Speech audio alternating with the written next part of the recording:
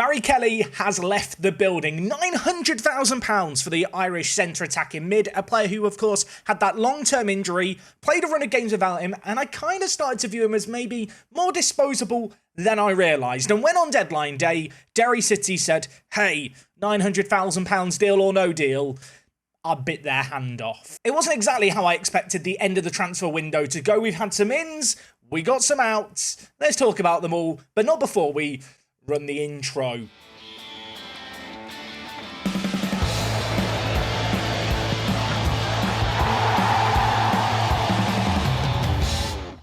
Yes, folks, how is it going? Welcome back to Guernsey. Today we have a triple header and a slightly longer episode, so sit down and get comfy because I have to break some heartbreaking news.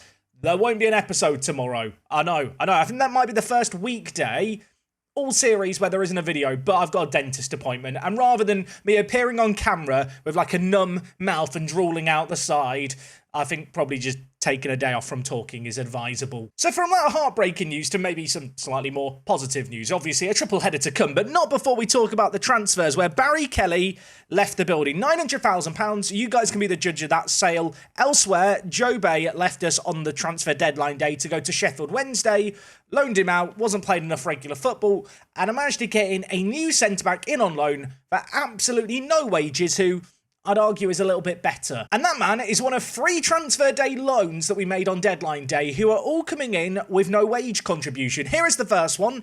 Daniel Hooper, 19 years old, centre-back, 5 appearances for us, a 7.18 rating. I feel like he's embedded himself into the team pretty well. We are paying none of his wages, and when you compare him with Joe Bay, it kind of just makes sense that we've done this deal. I feel like there's not a lot to explain here. It saves us a bit of money. Hooper joins us on loan, the kind of loan that I hope we will be able to extend into next season. I'm glad that Everton agreed to let us have him for nothing because he is on £10,000 a week, which is quite a lot of money. Now, like I already mentioned, Joe Bay and Kelly left on deadline day. Alongside Hooper, 2 other new additions. The first, Nick Schkolman. I hope I've said that correct. Judge viewers, let me know.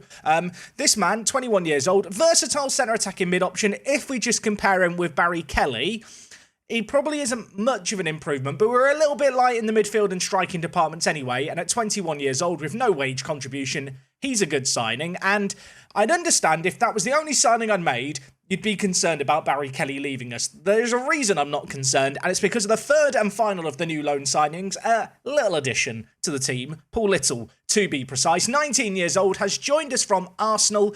Yeah, he's inconsistent, but we've got him. We're not paying any of his wages, and if we compare him with Barry Kelly, who we sold for £1 million, can we all just agree this is great business? We've got rid of 2 players on deadline day, cut their wages off, got players in on frees that, to be honest, just weren't interested in joining us until deadline day. And I think in the case of Paul Little here, he's a blooming good player. And I suppose that shows in the fact that so far, 4 games played for us, 2 goals, 7.07 rating. Now, last episode was not a good episode. We lost both games that we played, the second of which against Fleetwood was bitterly disappointing. They're a team that are doing pretty well in the league, but certainly the kind of team that at home we expect to beat. But I knew that the next 8 games were very, very winnable. In fact, in this run of 8 games, where you can see we have been unbeaten, and in fact, we've won 5 of our matches, we've only played 1 team in the top 10.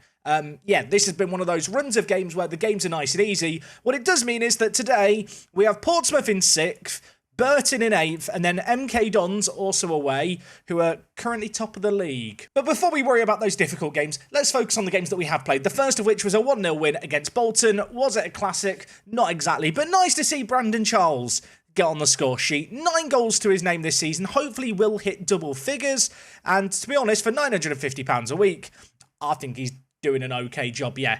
Compared to last year, it's a drop off, but then again, we are just scoring less goals. And that pattern of less goals continued into the next game. Lincoln City, the only team we've played in the playoff picture, really, in this run of games. A 1-1 draw away from home.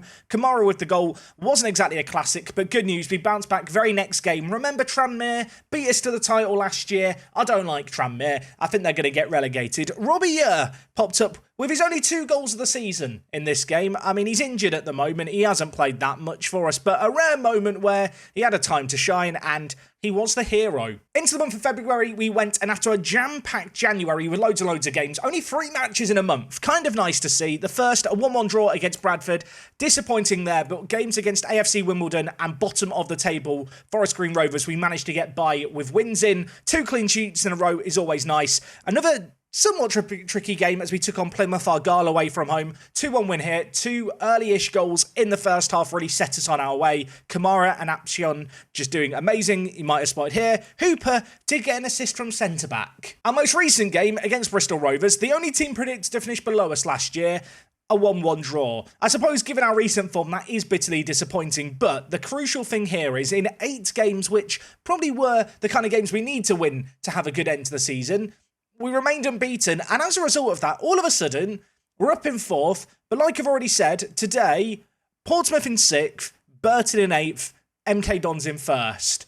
There is a real possibility that at the end of today's episode, we're not in the playoff picture, but, I mean, we're there right now. I do feel a little bit like a broken record in the sense that I feel like every episode I'm trying to play down our playoff chances, but suddenly with less than 10 games left, maybe I need to start believing that if we can get a couple of wins today, we are the real deal. If we just look at the XG table, our current position is 4th. Our expected position, if you're wondering, is 7th. Interesting to note, by the way, that both Lincoln City and Plymouth Argyle, 2 teams that we've played in this recent run of games, are actually above us, as a Fleetwood Town who we lost to a couple of episodes ago. I do feel like I set myself up for defeat a little bit, because I come back for these live com episodes, and I always pick the difficult games. I go away off camera, we can spank Forest Green Rovers who are bottom of the table, but these are the games we really need to win, and the first of these is against a very familiar opposition, I feel like, in Portsmouth. If we just look at the past meetings, this is our first time being in the same division as them, but we have already played them in the FA Cup before, the Papa John's Trophy quarter-final, and well, so far, the record, including pre-season friendlies, which we will include, 3 wins, 3 defeats, 8 goals for, 8 against. We are very evenly matched with Portsmouth historically, and of course today is our first trip ever to their ground, Fratton Park, which is rather exciting. 21,000-seater stadium, one of the older classic stadiums of English football. I'm quite excited for this one. Now, last episode I did leave the debate open to, do we do Plymouth or do we do Portsmouth? But given the fact that the Portsmouth game is followed by a game against Burton, who beat us 4-0 at the start of the season, and then after that the team who were top, I figured that I wanted pain and suffering. I didn't want to see us win anyway, so sorry to Plymouth fans. Maybe next year. Probably next year. Shall we go look at Portsmouth, which, to be fair, isn't too far away. Over we are, and I actually have no idea where Fratton Park is, but I just looked for a square of grass, and we found it. I mean, initial thoughts on the stadium, very satisfyingly kind of crammed in to a bit of the city here, and also sand car park. Is that the first sand car? It's probably dirt, but sand car park. I'm going to claim it's sand. Look, you get to go to the beach. You can play at Portsmouth, then just walk down to the coast. What a lovely away day. I know we're here for Fratton Park, but I've just seen a place called Canoe Lake, and I'm hoping that someone's been on a canoe on the lake. Is that too much to expect? Apparently so. It's called Canoe Lake. I can't see any canoes. False advertising. I'm a little bit concerned. I've clicked on the yellow man. There's no dots around the actual inners of the stadium. This is, this might be bad. I mean, here is the stadium from the outside. Rustic is the word I'd use to describe it. To be fair, it is a stadium from the 1800s. Can we go down this road over here? I'm clicking and nothing's happening. I have managed to get onto Specs Lane. I mean, I want to know, what does that say that they've had to blur it out? I mean, if you're into street art of sorts, it might be your jam, but not a great view of the stadium. Floodlight review, very, very bog standard.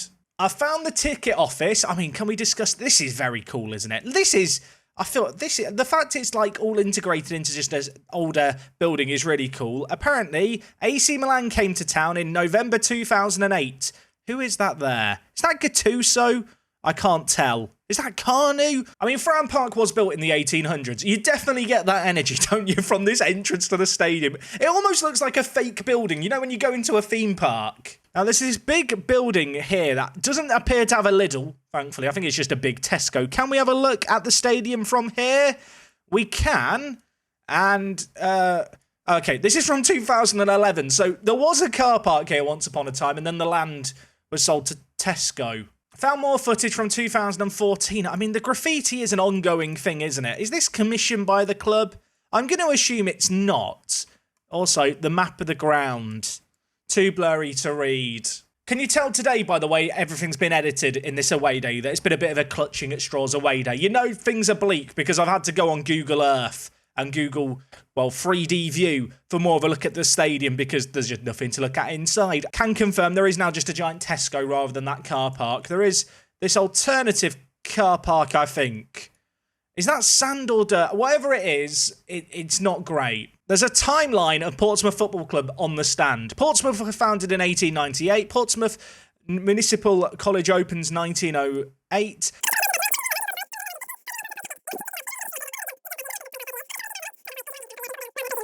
And then in 2008, something blurry happened. I mean, probably avoided liquidation. But in terms of away days, weak. Not enough footage. Portsmouth fans, go fly a drone outside the stadium or something. Get me some pictures inside the ground.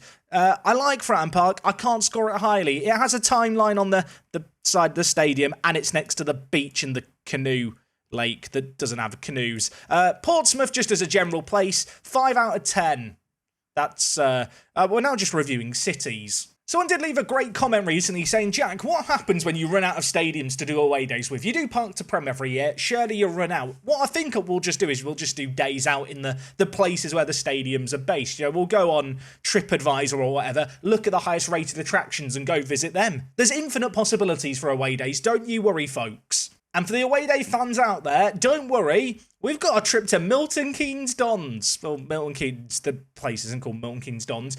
We're visiting the Stadium NK later today, so stay tuned for that. Let's be real for a moment, no one's ever been excited about visiting Milton Keynes. So we have been on this good run of form recently, but I'm very conscious of the fact that really the games today are a proper test. We've had an easier run of games. The way our fixture schedule was kind of balanced out, we had a run of easy games, then a run of hard games. We've done all the easy stuff. We're in the playoff picture. Now we've got to try and stay in the frame. In terms of team news, the team looks fairly standard. I feel like you might have noticed McGrath dropped to the bench. Hasn't been good enough recently. With the addition of Hooper to the team, we have an all-regen back three to the side for the first time ever. Elsewhere, Little comes in to play shadow striker. Barry Kelly's not here. This man is the successor. Hopefully, he's going to have a live con to remember. I'm a little bit conscious for editing Jack here. Yeah, I want it to be a longer video for you guys because there's no video tomorrow. At the same time, I don't want to give him too much to do. We've got 2 away days today. Portsmouth, this first match, want to win this one. They are the second best team in terms of league position we'll play today, but the next game at home is against Burton, who you might remember start the season beat us 4-1. So I want to see signs of progress since the start of the season when we take them on, and well, hopefully some signs of progress here. We have not won in 2 episodes, albeit, you know, of the teams we've lost to, Reading and Wigan are just above us in the league. They are 2 of the best teams in the league. Obviously, Fleetwood, that was disappointing last time out alongside Everton. But today, we have 3 matches to get at least 1 win. If we don't get any, I'm going to be a sad panda. Throw in on the far side. Portsmouth with the ball. Stanfield gives it back to Marku. Cummings also almost caught out in possession there, actually. McIntyre to Marku. They're trying to play it out from the back. I do like how our 2 strikers and the shadow striker kind of press as a unit. It definitely cuts off some of the passing lanes to centre-backs. But Dyche inside. Stanfield hits it outside the post. We've been let off the hook there. Beckford's still got the ball. This has been a long highlight. He's going to play it forward. Kamara, Little, plays it. Apshawn, one-on-one, and he should have scored it, and he didn't. Panny with the ball. Plays it forward. Cleared away by Portsmouth, but only as far as Haddo. Jay, what can you do for us, son? He's going to let it to Beckford. He's going to try and pick out Kamara down the line. Lovely ball there. Unfortunately, Kamara forgets that the football is at his feet. Haddo, though, wins it back. Kamara, Apshawn, has his effort blocked. Hassana gets it back into a dangerous area. The right back on the overlap, and I have no idea why he shot there. That was horrific. I mean, so far, 35 minutes in, we're winning the XG battle. You know, 1.38 to their 0.66. We've had 54% of the ball, which as the away team is absolutely amazing. But, as has kind of been normal this year, we're not creating a great deal, but we do also look solid at the back. So, is that a net win? I'm not sure. Maybe one last chance as well to end the half here. Little to Haddo. Players in the box. Ball is dinked in. Hassana's under it, as is Abu Kamara. And where did that header come from? I felt certain as the ball floated in here that it was going to be Haddo under it, going for it. But Kamara, just comes from absolutely nowhere, uses all the neck muscles in the world, and heads it into the top corner. That is a sensational little goal. And, well, you know what? I know this is the offside highlight. I want to watch the goal again. What is that header? That is ridiculous. So with that late goal at the end of the first half, I think we take a deserved lead in this game. We've looked really, really good. Portsmouth yet to have a shot on target. Going to tell the players, I'm happy. We've created loads. We're having more of the ball. More of the same. I think at 15 minutes here, I'm going to make a couple of changes. Brandon Charles, not 100% fit. We have had a packed fixture schedule. After a spaced out February, March is jam-packed yet again. Haddo's having a good game, but it's on a booking. You know what, Jay? I'm going to keep him on. I'm going to make just one change for now. What I will do is just tell him, ease off tackles. Don't do anything silly, mate. I'm not used to matches where we have 20 minutes without highlights. This season really has been a, all change for us here at Guernsey, but I'm learning to find the satisfaction in the narrow wins, the wins that you grind out. And so far, this game feels like one such match, but of course, plenty of time left in it.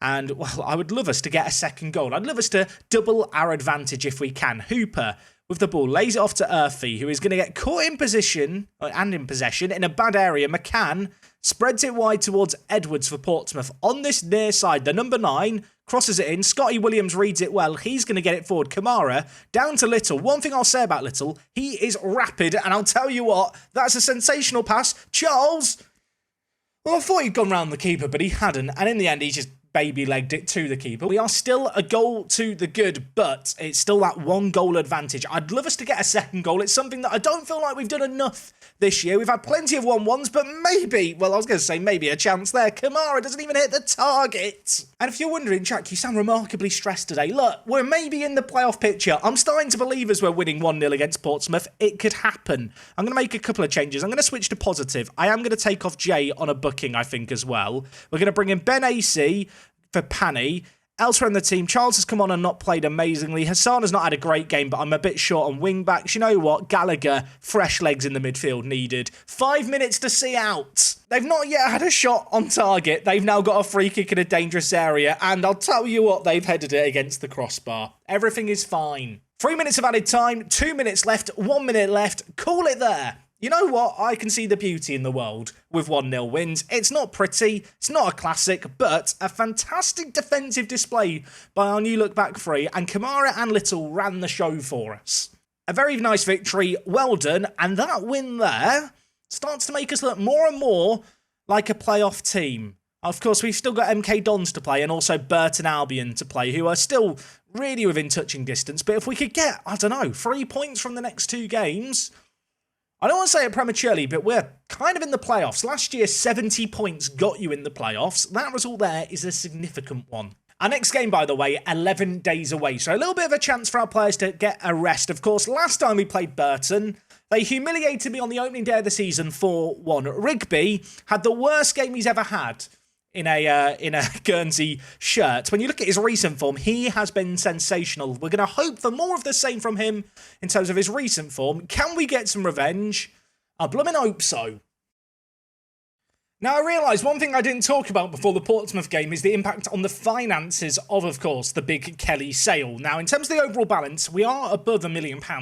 We have been losing a lot of money quite quickly this year, and that trend has continued, despite a big injection of cash. The good news is, in terms of financial fair play, as you can see here, we are under the limit by just under £2,000. Now, given the fact that all these transfer businesses, with the Kelly sale, with Job going out on loan, happened on deadline day, there wasn't really a chance to then go out and sign players besides the loanees that we picked in. What I am hoping is, though, because of the FA Cup run, because of the big sale that we've made, hopefully next year this wage cap is going to be a little bit higher. I did also manage to invest some of the money that we raised into youth recruitment. I did ask for increased junior coaching budget and increase in the youth level. I got 1 of 3, so small wins, I guess. Anyway, in terms of this next game, Burton Albion currently in 7th place. They are only 2 points away from the playoffs. It is still very, very close, this pack chasing the playoffs. We've been able to build up a little bit of a cushion. These next 2 games really about maintaining that. So in terms of team news, I think we're just going to go with the same team that took on Portsmouth and did really well. I would love to get some revenge on Burton Albion. Little, I think, played kind of okay in that last game, so hoping for more of the same from him.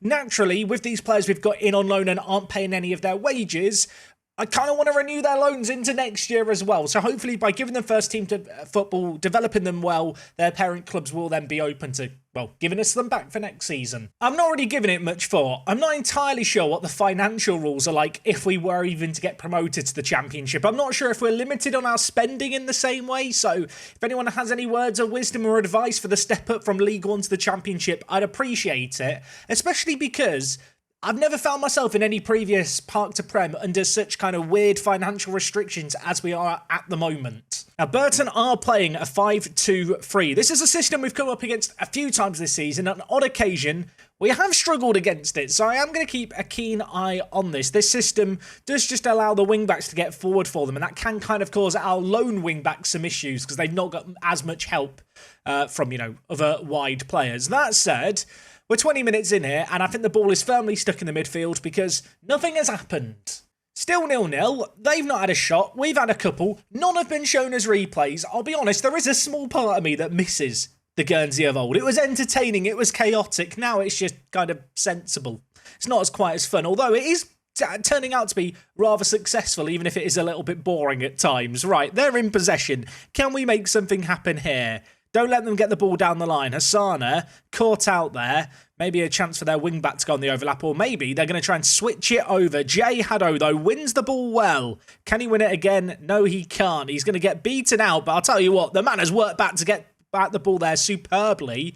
And now we are back in possession. Hassana at right wing-back, skips past his man. 7 assists for the season. Lays it down to Apshon, who's going to put it inside. Abu Kamara, he thinks he's Peter Crouch for all these headed goals. He's not even good in the air. What is this all about? I'm not sure if we've installed trampolines at the training ground and he's just out there bouncing up and down all day and long. But I'll tell you what, he's winning a lot of headers in the box. That's another one for us there. Apshon to his striking partner in crime. And I think we take a deserved lead just before half-time. Couple of minutes left before the break. Burton have not done anything. Really good display from us. Their XG 0.06, just a couple of shots their way. Besides our goal, we've not created a great deal, but at the break, it's been a very, very controlling performance. Earthy with a corner. Can we make the most of the set piece? Not on this occasion. Not a great ball in, but Panny going to try and keep in a dangerous area. Earthy tried to cross it in. It deflected, and that only just went wide. Burton with the ball, bringing it forward, of course. Much like the Portsmouth game, great to be in the lead. Would love a second goal. Would love a bit of an insurance policy. Hooper going to head it away from danger. Only as far, though, as their left back, who's going to cut inside, gives it to Curley, and Beckford is giving away a penalty. I discussed last episode about his habit of red cards. He's given away a penalty there, and having done nothing in this game from a not dangerous area, they have a chance. Rigby's got up and saved it. Might still have a rebound to deal with. Oh my word. The Rigby redemption arc is here. It's real. It's alive. He got a 5.7 rating on his debut against this team. He's just saved a penalty and he's now on a 7.8. Okay, our play here, going to make some changes. Going to take off Beckford, going to bring in McGrath. He is carrying a little bit of an injury, McGrath, but it's just a gashed arm, which he can play through. Hassana's not had the best of games, so we're going to drop him off, move Jay Haddo to right back and bring in Beck. Elsewhere, Paul Little not having the best of games today. Let's bring in Nick Scholman, the Dutch centre attacking mid, in on loan from Nottingham Forest, and see what he can do for us.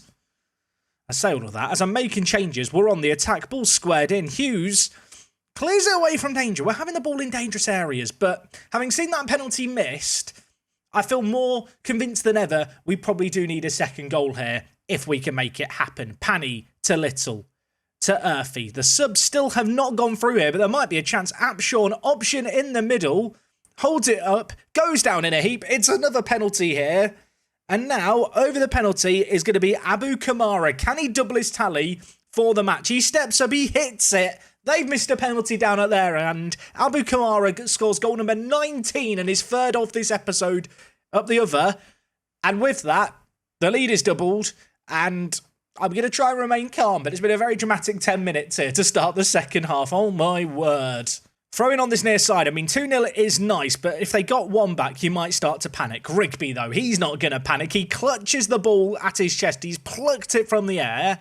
And now, hopefully, we're going to look to build it out from the back. Of course, we've got him told to roll the ball to defenders. I want us to try and hold on to possession as we make moves. Shulman dinks it. Of course, Kamara at that left striking position, now looking for the hat-trick. But maybe we should be more concerned about doing some defending, because Lee for them on the far side plays it forward. Scott Williams clears it. Shulman, fantastic ball. Apshawn, one-on-one with the keeper. Hits the woodwork and they head it away from danger. Oh my word, it should have been free. I mean, when you look at the ratings here, it's just been a performance down the spine of the team. Williams has played great. Pani and Murphy dominating the midfield. Kamara's on an 8.5. Apshawn's on a 7.1. There's 10 minutes left. I'm going to do a change. I've done a little bit this year where we just switched to positive mentality to just see out a game. And well, despite a little bit of a scare when they missed a penalty to make it 1-1, we've weathered a storm and it is back-to-back wins. I'm going to say it now, maybe a bit prematurely, but it's also, crucially, back-to-back clean sheets. Another great defensive display from the new look back three.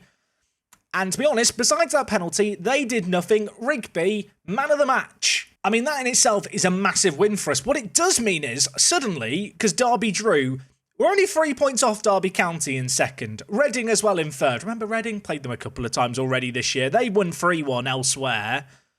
Portsmouth are up to fifth. Oh my, could we really get automatic promotion? If we beat MK Dons, I'm going to start to believe that the end of the season could be special. 2 games down. 1 more to go. 2 wins as well, crucially. Worth noting, Fleetwood Town. Remember Fleetwood? They beat us. They're actually on a really good run of form at the moment. They're slowly but surely creeping into the playoff picture. And well, I'm very grateful for the fact that, at least for right now, we are fairly comfortably in the playoffs. Things can change quickly, though. A win against Milton Keynes would be absolutely incredible. If we could win all 3 matches today, I'd be on cloud 9. That game, by the way, 2 weeks away, some more spaced out games. Still waiting on the youth intake, so I guess we'll come back and talk about that, assuming it arrives by then.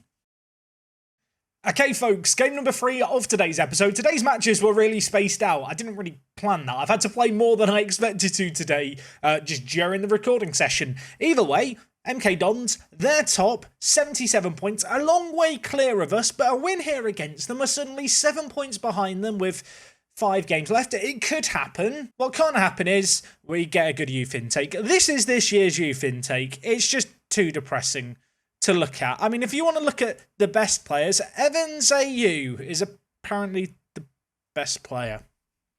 This is why I've not signed any players from my youth intakes in like the last decade, which is quite an impressive achievement really when you consider the fact we've only been at the club 9 years. Anyway, for this next game, we're away from home. Team who are top, MK Dons. We're heading to the Stadium MK. I've heard bad things about this ground from you guys, so let's go see what it's all about.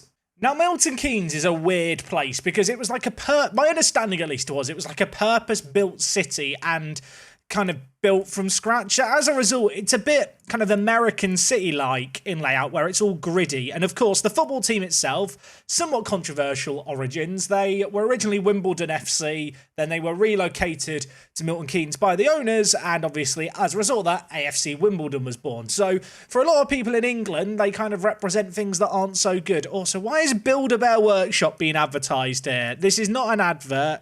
Why are they square? Why is that standing out? Where's the football ground? I've got too many questions. I mean, you'd think in an area that's perfectly gridly laid out, it'd be easy to find the stadium. And in fact, it is. And because this area is so purpose-built, the Stadium MK is just, like, not integrated into the city at all. It's just its own place. But, and I hate to give them credit for this off the bat, it's a very strong car park, folks. Now, someone recently did mention in the comment section, Jack, instead of fixating on car parks, can we not look at the infrastructure of the area, the public transport links and all that good stuff? Look, you can't compare bus stops and train stops with this. This is art.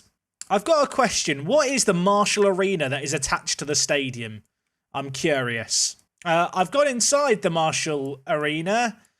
I guess they do like exhibits here. When it said arena, I was thinking like a gladiatorial battlefield. This is not quite as cool. I mean, in terms of Jack Dozen away days, this might be the most dots I've ever seen on a football stadium in our own league. I mean, we're just going to go to the one in the middle immediately, and apparently This is what you'd see at the centre circle at the Stadium MK. Who doesn't label their labels correctly on the map? I'm a little bit concerned now that every single one of these dots is just not actually a picture of the stadium. I mean, what is this a picture of? Is the stadium even real, or is it just a big hotel with loads of empty rooms? I've got questions. I'm on about the 10th dot now that I've dropped in. I'm just advertising the Hilton hotels here, aren't I? I mean, Hilton Hotel in Milton Keynes. If you want to give me a free room, it'd be appreciated. Oh my word, folks. How did I not notice this sooner? There is a Papa John's pizza in the stadium. Can we go look at the Papa John's? This is not the Papa John's, but it's a hotel room connected to the football stadium. What is going on here? I can't work out if this is the greatest thing ever or a crime. Like, the box for the stadium is a hotel room. How much do these rooms cost? Also, I've just learned I can actually click around to get... Can I leave the room? No, I can't. I'm trapped. I can't leave the room. This is the worst point-and-click adventure ever. I mean, I know MK Dons don't have a load of fans, right? But surely one fan at some point took some pictures of the stadium. Thank you, Mr. Matt Cross. I mean, in terms of stadiums, it falls victim of the thing I've mentioned before where... It's a bit of a soulless kind of... It's beautiful, it's a nice stadium, but it's a bit soulless. It doesn't have that character, it doesn't have that age. They have got screens in the corner and they are just a big hotel room. Does that work in their advantage or not? I'm not sure. Also, what is this? Why is there lines here? Like, is this like so if there's, I don't know, a free kick here that can do the wall immediately? I mean, I assume it's like hockey or something's been going on. Either that or they just play a different version of football here in Milton Keynes. I do feel like whilst we're here, we might as well have a look at the stadium from the outside. And I'll be honest with you, it is a nice ground from the outside. But then again, everything about Milton Keynes just feels a bit false. Oh my word, there's Papa John's here as well. An offer I can't turn down. They're goddamn right, I want pizza now. I mean, there's a Marks and Spencer. There's literally just shops everywhere. Is there mini golf? Is there any mini golf? There's a Top Shop, Costa and Oasis. I want mini golf or bowling. Do they have mini golf or bowling? There's a Nando's. That's lots of points. If you know me, you know I like Nando's. Hold the phone, folks. Hold the phone. There's an Odeon. There is an Odeon cinema here. Now, do they have a bowling alley? No one has ever been this excited to explore Milton Keynes, have they? Let's be honest, right? I mean, they've got a TGI Fridays. Where's the bowling? There's a Macca's. They have everything here. They've even got a KFC that they've painted to match the stadium. I know I meant to hate Milton Keynes Football Club and MK Dons, but this is a very strong away day. Even the car park we can just explore and then the expanse of it. I mean, look at this. I mean, let's be honest. On match days, I assume it's better filled than this, but oh my word, I'm in my element. I mean, I'll level with you. I've now done a full lap of the stadium and I'm still noticing new stuff. There probably is a bowling alley here. If there isn't, there probably will be one in the next decade. Look, like I said going into this segment, I know I'm meant to hate MK Dons. I don't like the idea of football teams just being able to relocate, you know, take on a new identity. Milton Keynes as a place as well. Like, it's just weird. It's like it's been built in city skylines, which I kind of find satisfying, but it's not very English. With the grids and stuff. It was kind of designed, I believe, purpose-built to be like this optimal space with all these kind of different ideas. I think I studied it when I was like 14 years old in a geography class. Wish I paid more attention now. Either way, I mean, the car parking, fantastic. The McDonald's and KFC matching the stadium, top tier. They've got a cinema. They've got a Nando's. There's a lot to like here, folks, and it leaves me conflicted. I mean, on the one hand, Scumbag Football Club. On the other hand, they have hotel rooms that connect to the stadium. I'm worried I'm going to get dislikes for this. The MK Stadium, or the Stadium MK, I mean, lose a point for that. 8.5 out of 10. It's up there with York. And I feel upset myself that I'm giving it that higher a score. Now, at the risk of sounding like a broken record, not going to change the team for this game. I feel like at this point we've got this team that's working, players are performing really, really well. A little bit concerned about Hassana's form, but the only way I could really remedy it is to move Haddo across and then bring in Owen Beck. Owen Beck, to be honest, hasn't been all that great recently. So with that in mind, Hassana, maybe you're going to do better today. Maybe I shouldn't give him as many chances as I have been, but I don't know. I mean, we're keeping clean sheets, so clearly he's doing something right. What I will say in defence of my rating, I feel like you probably get more entertainment from everything around the Stadium MK than the football club itself. And, well, hopefully we're going to have some entertainment in this game here. The last two games, I mean, look, they've been pragmatic performances. They've been solid performances. We've done our job. We've done what I needed us to do. Going to hope that we can do more of the same here. The fact that it's a kickoff highlight kind of fills me with dread. Away from home, against the team who are currently top, given our recent form. This is the kind of game where you just want to shut up shop initially. Don't concede early on. If you can score early, great. But the main focus surely just has to be on hanging on in there for as long as we can. This team are top of the league for a reason. They've got goals in them. They might have a goal here. Oh my word. They've hit the woodwork and Hooper's got it away. The finish, I mean, it was unnecessarily aggressive by their striker. We've been let off the hook and suddenly there's another highlight. And it's Kamara through. They've missed a one-on-one. Could we score one here? He gets to the byline. Can he hold it up? He can. He plays it into the middle. I think it was Little who hit it. Keeper held it well. Chances at both ends. After that flurry of initial chances, we've now made it to the 20th minute. All has been calm, but I'll tell you what, we're having the ball in a dangerous area, at least right now. MK Dons, though, top of the league. They've got real quality. Pre-season, we're predicted to finish 6th, and they might be in behind here. Freeman crosses it in. White. I mean, he missed a chance earlier. He's not going to miss that one. It's his 26th goal of the season. You can see here, just got behind our left wing back, and then, I mean, Beckford, he's in la-la land there. He's not paying attention to what's going on. The finish at the end of it, I mean, I want to say it was a good one. Rigby very nearly got there. That said, I mean, maybe a chance to respond immediately. Kick-off highlight, let's show some character. Let's show what we're made of. Panny to Little, Earthy, Apshon, lovely build-up play, carving them open. Hassana plays it inside. Earthy, back to Hassana, crosses it in, it's blocked away. And well, I thought for a second we were going to reply immediately. It had the air and energy of a goal, but all of a sudden, they could be catching us on the break. Scott Williams battles away, plays it to Kamara. Apshon is in the middle, laid to Haddo. Earthy, edge of the box. Hassana squares it. Paul Little's there. Oh my word, we can actually play good football. I mean, at the end of it, yeah, it's a little bit of a tap-in, the final finish. But the actual build-up play here, so satisfying to watch and see it work. I mean, both wing-backs involved in the play, ball played in, and Paulie Little, he's got another goal for his collection. I mean, half an hour played here. We're not having as much of the ball as I would normally like us to have, but to be honest, we've been creating plenty. Our XG is really high. Shame we've not been able to take maybe a few more of the chances that have come our way. But with 10 minutes left of the half, we are showing that we can hang with the very best in the league. That makes me feel warm and fuzzy inside. 1 minute of added time played, we're at half time, and to be honest, after we scored, we didn't really do all that much. But at the same time, neither did MK Dons. I'm going to get a little bit shouty early on. I do want to change just one thing here. We're not having that much of the ball anyway. Let's just tell the kind of goalkeeper no specific instructions on the distribution. I want to see how we do with that just to start this half. Because we're not having a lot of the ball, when we do have it, I don't want to see us just passing it around the back. I'd rather that we mix up our approach play that little bit more. They've only got one striker, so, I mean, we're always going to have a centre-back open to go short. But at the same time, just going a little bit more direct at times is never really a bad thing. As we approach, well, the hour mark here, nothing happening in this half yet again. I mean, on the one hand, good performance by our defence. On the other, it's a tiny bit concerning. I'm going to bring in Brandon Charles. I'm going to bring in, I think, AC as well. The box-to-box midfielder position. Jay has not had a good game at left-back, so let's bring in Owen Beck. What I will say is, Hassana at right-back, got that assist. I ummed and I ahed about dropping him. I've kept my faith. He's repaid it so far here.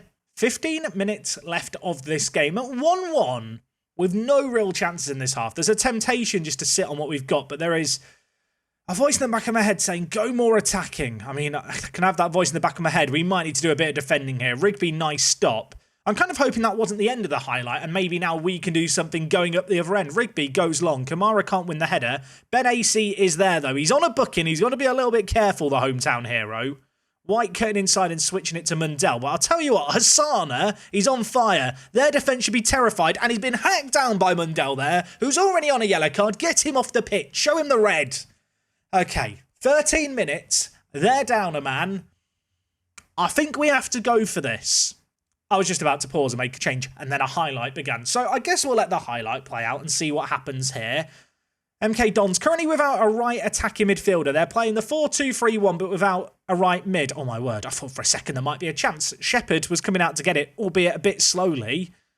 Sadly, we couldn't make anything happen. But in this situation here, they are down a man. We are all even. I feel like it's worth a roll of the dice and to really go for this here. A draw is not a bad result, let's be honest. Away from home against the team who are top. When it was 11v11, we've really battled hard with them. More than matched them, I'd argue. At the same time, I want the win now. And while Little's won the ball in a great area, squares it to Kamara, who dinks the keeper. And I'll tell you what, I want some tomato ketchup and some fish with my chip. Because that was awful by me, that commentary. Can we do that again? It was something about fish and chips and tomato ketchup because the chip was so good. Should have been chips. Should have gone plural. I mean, I'm glad that the finish was better than my commentary. Usually I edit these bits out of the video and just redo it. But you know what? I need to show everyone I'm not perfect, even if my players are. So let's just embrace the awkwardness. They're up the other end. They probably deserve to score now. I've let down the players. We've played so well. The commentary's not been up to par. They're on the attack. Freeman, he's playing it down the line. If they score immediately, I was going to say it'd be deserved. The finish is wide. Remain calm. I'm going to take a sip of water. 5 minutes left of this game. I'm just going to go to positive here to try and manage what is left of things. Can we see out this game? We're not going to get a third clean sheet in a row, but a third win here could be absolutely massive. 5 minutes of added time. They are not doing anything yet.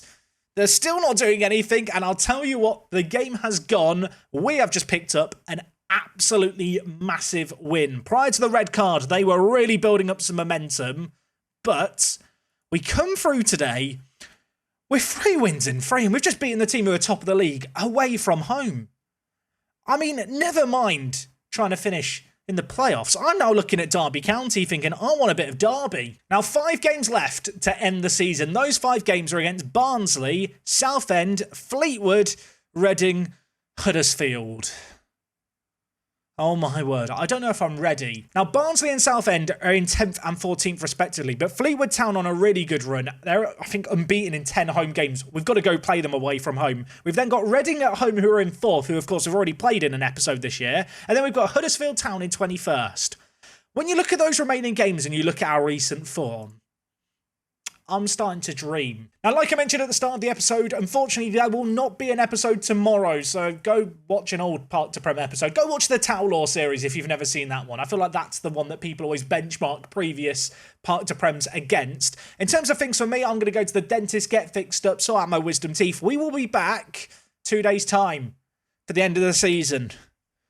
I'm very, very nervous. It's not quite sunk in. We genuinely have a chance at promotion here. Hopefully you have enjoyed today's episode. If you have, a like would be super appreciated. Let me know what you thought of my MK Dons rating. Was I too generous to Milton Keynes? It seemed fun. I mean, I enjoyed it. We won against them. We'll be back again in a couple of days' time. Until then, take it easy. I've done a lot of rambling today. I'll see you on the next one. It's me, Jack, and I'll talk to you all in a bit. I'm done. I'm out. Let's go lay down.